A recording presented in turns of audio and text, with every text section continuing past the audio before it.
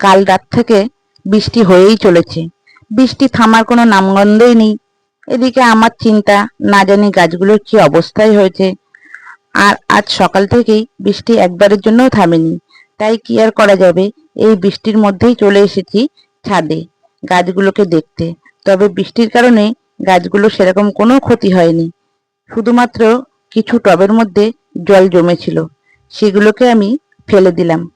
জানো তো, এরকম বাগানে ভিজে ভিজে কাজ করতে আমার না ভালোই লাগছে। তবে দেখো, আমার বাগানে ভিজে ভিজে কাজ করতে তো ভালো লাগছিল, কিন্তু তার মধ্যেও কিছু গাছ আমার, যেরকম এই অ্যাডিনিয়ামটা, দেখো বৃষ্টির জন্য পচেই গেছে, পুরো নিচটা একদম নষ্ট হয়ে গেছে। তো বৃষ্টিতে তো ভিজে ভিজে তো কাজ করছিলাম, এদিকে তো আমার বাগানে ফুল তুলতে গেলেই একটা রবার্ট গাছটা তো ডালটা বড় হয়ে গেছে, শুধু গায়ে বাঁধে। তাই আজকে ওটাকে আমি কেটে একটা চারা গাছ করবো ভেবেছি। তাই ঝটপট কেটে নিচ্ছি। কাটতে তো খুবই অসুবিধা হচ্ছিল, যেহেতু কাটারটাই ধার ছিল না, তবুও কষ্ট করে কেটে নিয়েছি ডালটাকে। তো এবার চটপট আমি কিছুটা পাতা ফেলে দিয়ে ফাঙ্গিসাইড আর হরমোন পাউডার লাগিয়ে নিয়েছি।